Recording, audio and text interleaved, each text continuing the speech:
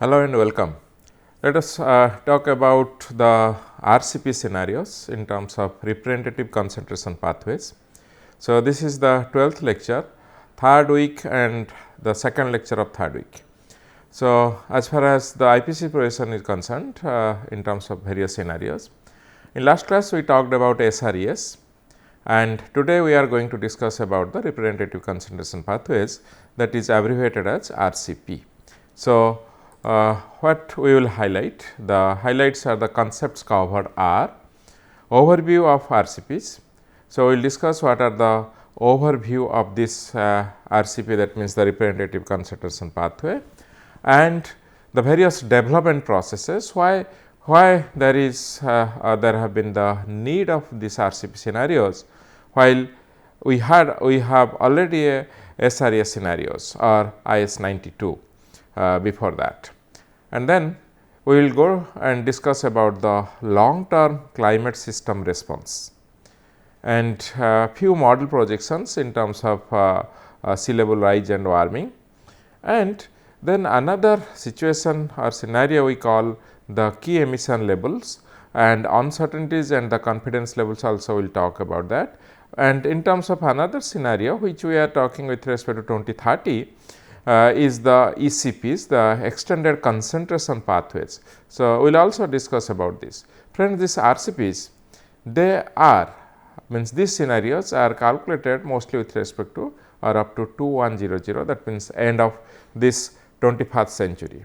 And let us move on to understand what is the basis or you say the uses of physical greenhouse gas concentration and the storylines. So, friends, as in the SRE scenario, that means the previous class what we have discussed in terms of emission scenario. So, that is abbreviated SREs. The RCPs is the next one up to that. So, these old scenarios, that means IS 92 and SRE scenarios, they lacked, that means there is deficiency of sufficient details for modern climate models. So, that means the modern climate models accommodate lot of details which were missing in the previous scenarios such as IS 92 and SREs. So, that means there is a need for high resolution emissions and the land use data incorporation into that, and the policy relevant mitigation pathways, the pathways which are more relevant as far as the policies is concerned, and the climate projections beyond 2100 for long term what you say trend analysis or situation information. So, this became the need for generating or developing these RCP scenarios over the IS 92 or SREs. So, as far as the RCP stands, representative, it stands for many scenarios, it is the representation, and concentration term is now used instead of emission scenario. So, it is the moment we talk about concentration, we are here focusing more over the greenhouse gases concentration or the greenhouse gas level in the atmosphere. And we are saying the P stands for the pathways, it is a pathway, it is not a scenario, it is the pathway. Okay. So, that means it shows the changes over time. So, as far as the RCP, the main four what you say lining are named as 2.6, 4.5, 6.0 and 8.5. So, 2 points you all must have came across these numbers 2.6, 4.5, 6.0 and 8.5. As we move on, we will understand what are they represent. So, what are RCP 2.6 represent? It is designated to limit the warming to less than 2 degrees centigrade by end of this century. So, strong policy implications and strong what you say greenhouse gas or carbon dioxide control level, that means we have a net impact as far as the warming is limited to less than 2 degrees centigrade in comparison to the 1850 to 1900 average. So, that is the comparison we already know or discussed. So, as far as RCP 4.5 is concerned, the moderate climate policies and emission peak during mid century, then it declines. So, this represents the RCP 4.5 and it converges or it fits to a scenario where the climate policies are at moderate level. Then coming to RCP 6.0 is the limited mitigation. So, the mitigation impact here is limited. So, growth is slower. That means, in this kind of RCP 6.0 scenario, the warming will go up to 3 to 4 degrees centigrade in comparison to our benchmark, the base what we take as 1850 to 1900 average. So, that means, this also links to delayed action as far as the mitigation activities are concerned. So, now let us move on to the next one or the extreme one, which is represented as RCP 8.5. So, rapid economic growth and population growth and business as usual scenario, we do not incorporate any kind of mitigation impact or any kind of strong policy intervention. So, in this scenario the RCP is represented at 8.5 in terms of its what you say label, and this scenario may lead to or may link to a kind of warming which will be more than 4 degrees centigrade by end of this century, that is 2100. So, as we move on from 2.6 to 4.5 to 6.0 to 8.5, the scenario becomes more pessimistic and the warming may go up from less than 2 degree to 3.4, 3 to 3 and more than 4 degrees centigrade by end of this century. So, this is what actually is the representative in terms of the concentration and the overview. As far as the overview of this RCP is concerned, now we all know this classification. This classification is based on the target radiative forcing. So, 2.6, 4.5, 6.0, 8.5 as the radiative forcing label. Friends, all of us know the radiative forcing term. It is the net energy imbalance in Earth's climate system that is caused by the greenhouse gases and other climate drivers. So, now as far as the RCP classification is concerned, it is based on the target radiative forcing as I just mentioned, and the label represents in terms of the watts per meter square, and it is relative to the pre-industrial conditions. And as these markers which are standardized by IPCC forcing labels 2.6, 4.5, 6.0 and 8.5, these span over a range. On the left hand side, please look at these 4 figures diagrams which have been picked from the synthesis report published by IPCC in 2015, and on the x axis you can see the year. It is going from 1950 to end of this century. On the y axis it is the gigaton of carbon dioxide per year. For the middle it is the gigatons in terms of the methane per year, and with respect to this we are seeing for carbon dioxide, methane, nitrous oxide and sulfur dioxide. So, and on the right hand side, upper right hand side, the scenarios have been indicated in terms of the marker scenarios are indicated in terms of red, little dark red, cyan and blue color in terms of 8.5, 6.0, 4.5 and 2.6, and we can see the range in terms of the tons of that particular greenhouse gas emission per year. So, 8.5 is the most or the highest pessimistic kind of scenario which you can see forms the upper boundary, whereas always the RCP 2.5 represents the lowest or the very optimistic scenario in terms of the emissions as far as the emissions of different greenhouse gases are concerned. Now, coming to the lower right portion which talks about the carbon dioxide equivalent concentration in ppm, and you can see the working group 2 scenario, which is more or less 5 to 90% in terms of the confidence level. And you can see the because of this how the trend as far as the radiative forcing with respect to the 2100 relative to 1750 is depicted in terms of the watts per meter square. So, now let us see how they have been developed. So, what led to the development of this RCP package or RCP scenarios, okay, or the pathways, I am sorry, the pathways. So, representative concentration pathways. So, you can see you have some 7 plus 7 different numbers.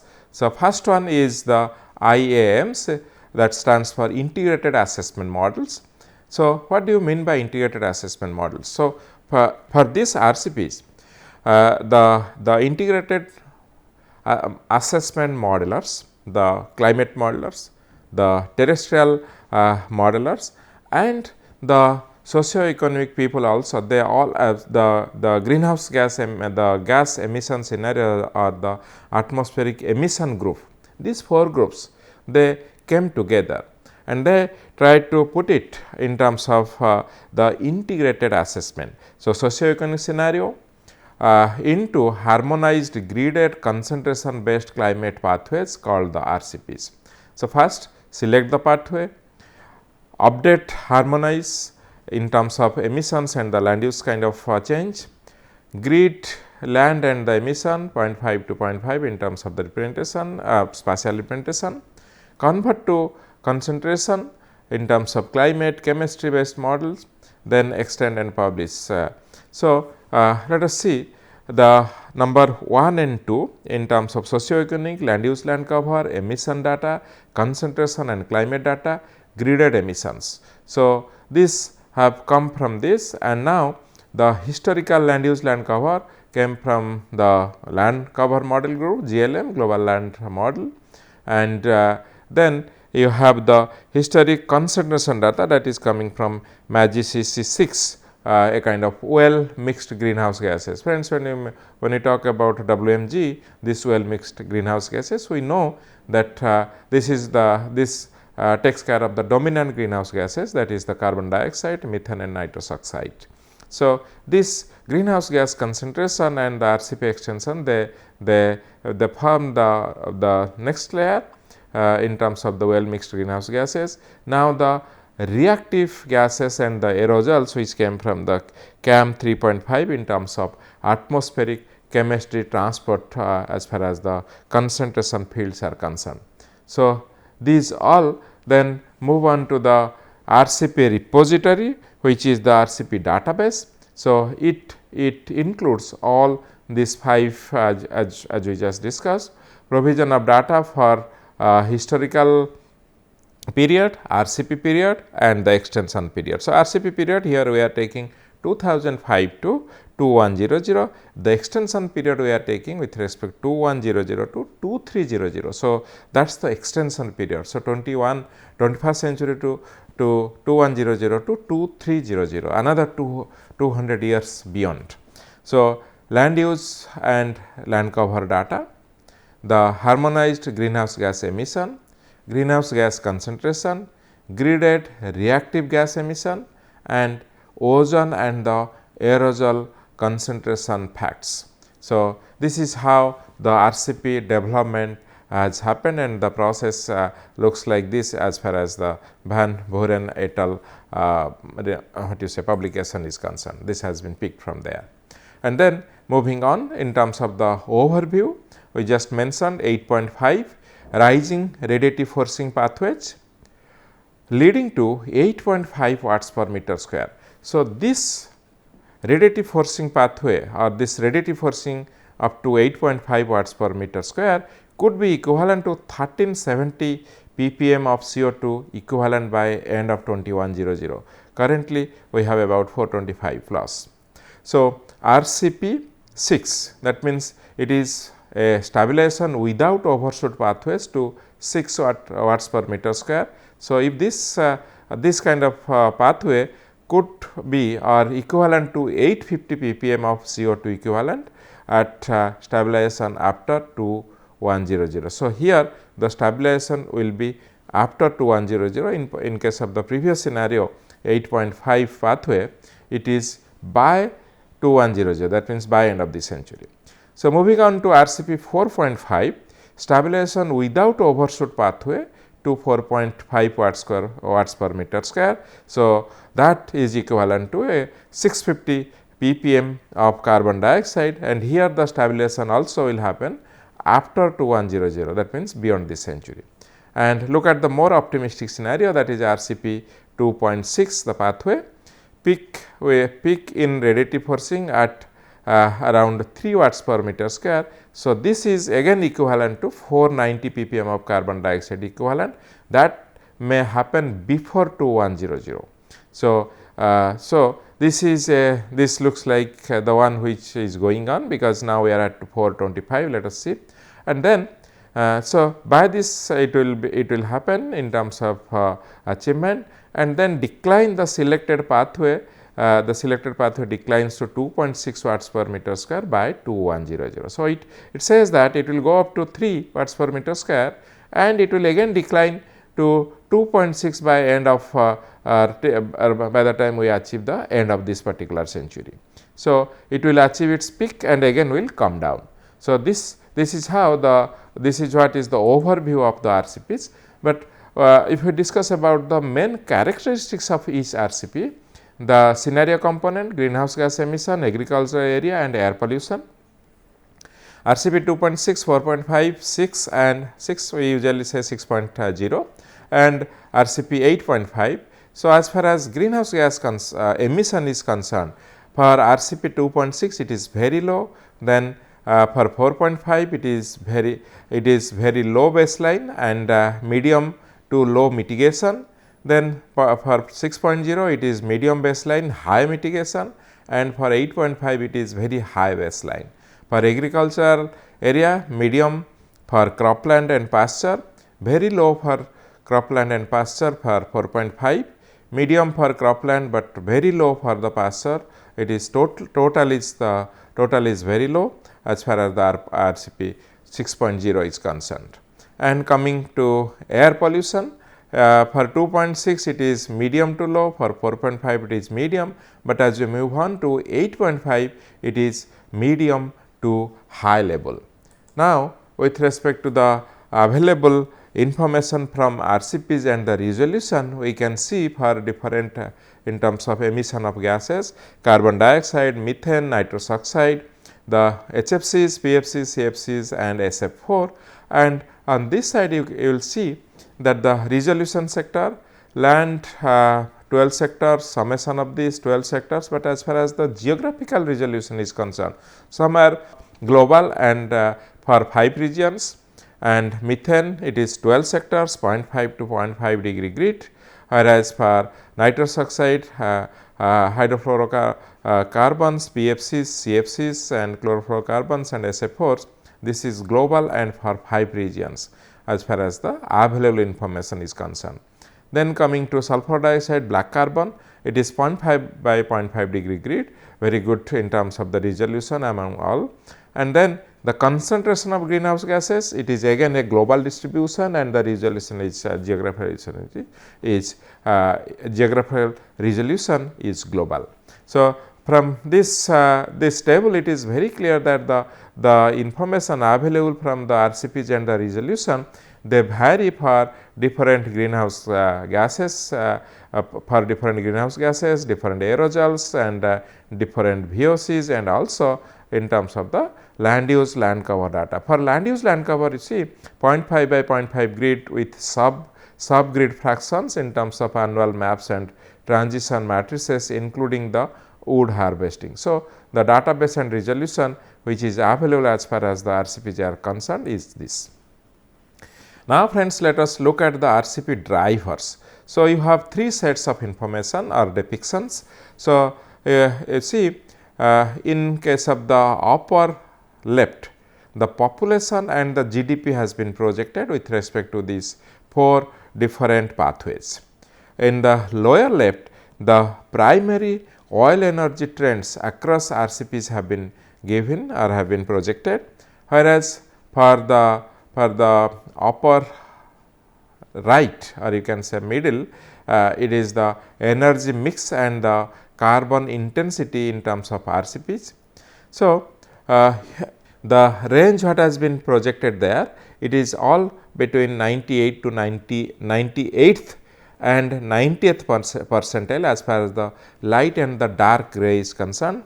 Oil use declines only in RCP 2.6.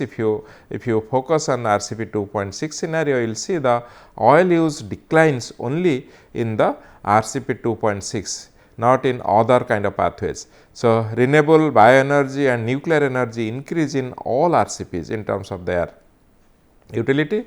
For fossil fuel with radiative forcing level, fossil fuel increase, and all RCPs still use coal and gas in 2100, but with the CCS, with the carbon capture and storage options. So, let us look at the lower right or you say the middle one, which is a cumulative area, a cumulative kind of representation in terms of triangle. On the left side, it is represented in terms of renewable and the nuclear energy utilization. On the right side, it is the fossil fuel without the carbon capture and storage or CCS, and on the base it is fossil fuel with the carbon capture and storage. Now, with this label, the bar goes from 1 to 0 to 1, and you can very well see how the dots they move, and based on you can see that where the RCP number what lies as far as this kind of fossil fuel or the energy scenario is or energy consumption pattern is concerned by the year that is 2100. It is very interesting to understand this kind of representation, but they give lot of facts in cumulation. And let us move on to the global warming versus the cumulative carbon dioxide emission. So, the graph itself shows on the left hand side is the temperature change relative to 1861 to 1880 in terms of degree centigrade.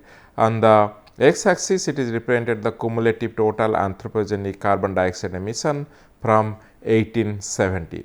So, there if we see it, the whole of this representation as far as the total human induced warming, carbon dioxide induced warming is concerned, it is increasing. It is increasing by end of what you say 2500 in terms of the in terms of the cumulative total anthropogenic carbon dioxide emission is concerned.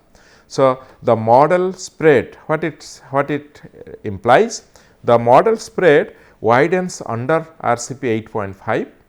And these eclipses in terms of you see link emission totals to warming levels. So, the warming levels in terms of the emission totals is linked, the warming level is represented on the y axis in that is the temperature change relative to 1861 to 1880 in terms of degree centigrade. So, that is related here.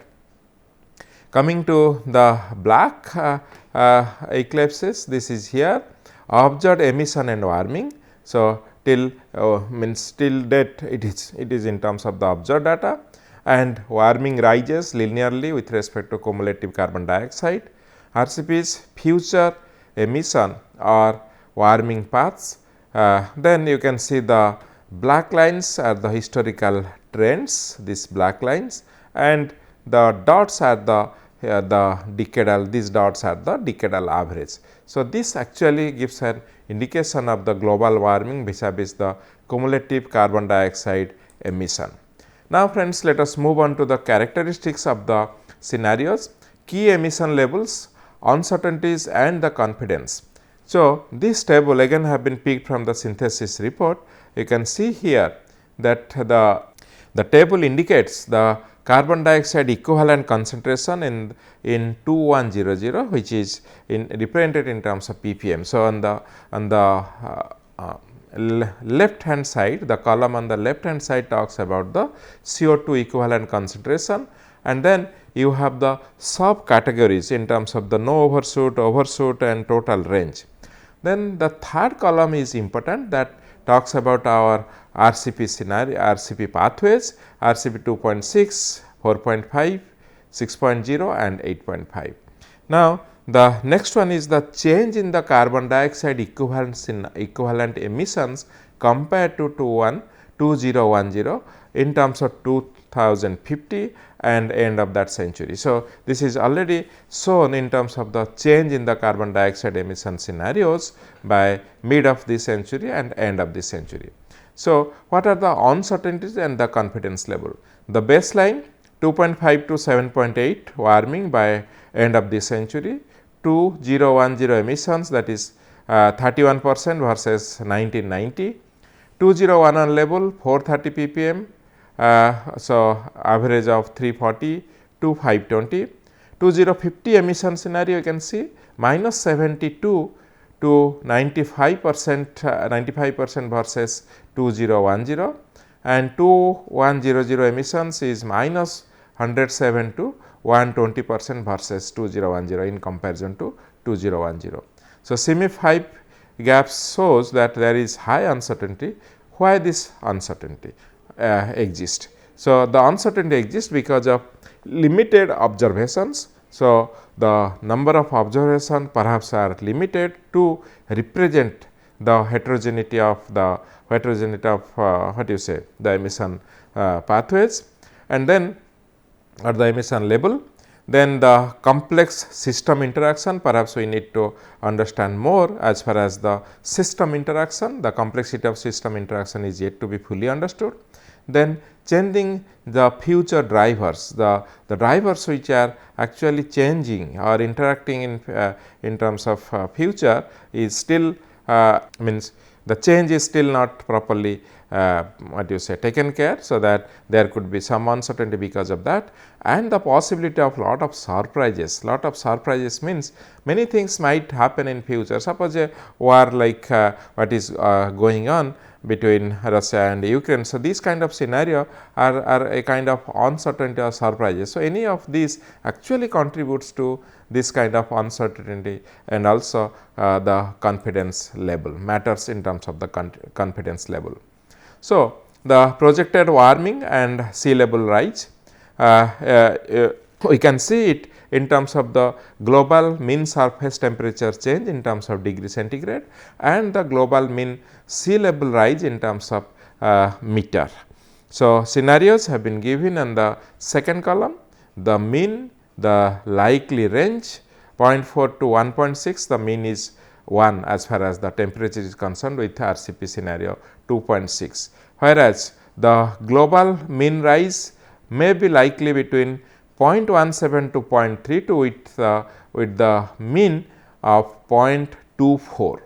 So, this is for the year 2046 to 2065. So, if you go for 2081 to 2100, it will be little higher. So, for the RCP 2.6, for the global mean surface temperature could be 1 with a range of 0.3 to 1.7 degree centigrade, whereas the global mean sea level rise could be, the mean could be 0.4 with the range between 0.26 to 0.55. So, all others are already projected or shown in the slide. So, by mid century warming diverges strongly depending on the emission scenarios.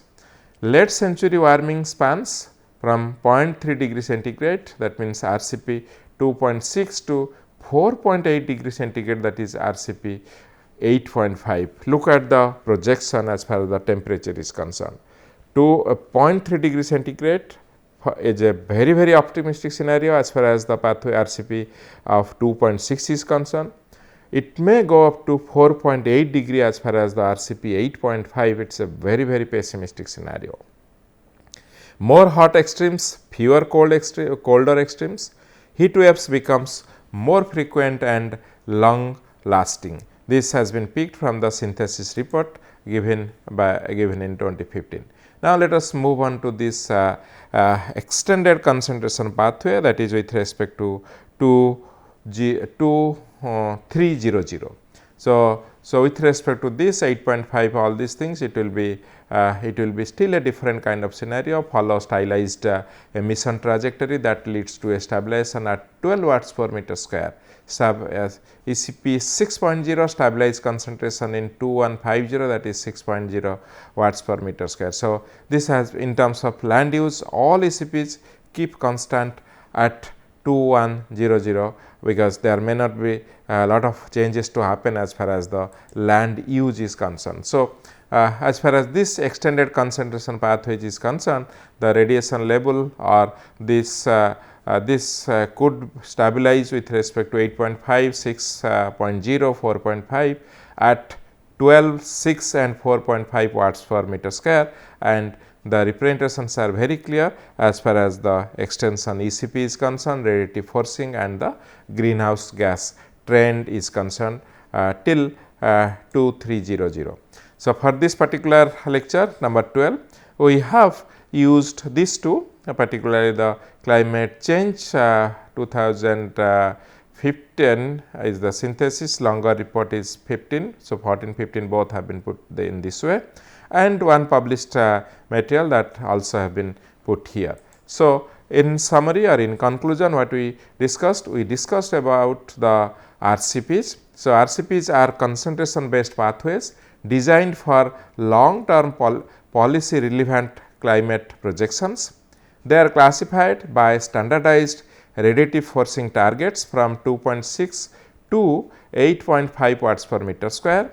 Higher cumulative carbon dioxide causes stronger warming, ice loss, sea level rise and ocean acidification. Climate model uncertainty and impacts increase significantly under high emission, that is the RCP 8.5 pathway.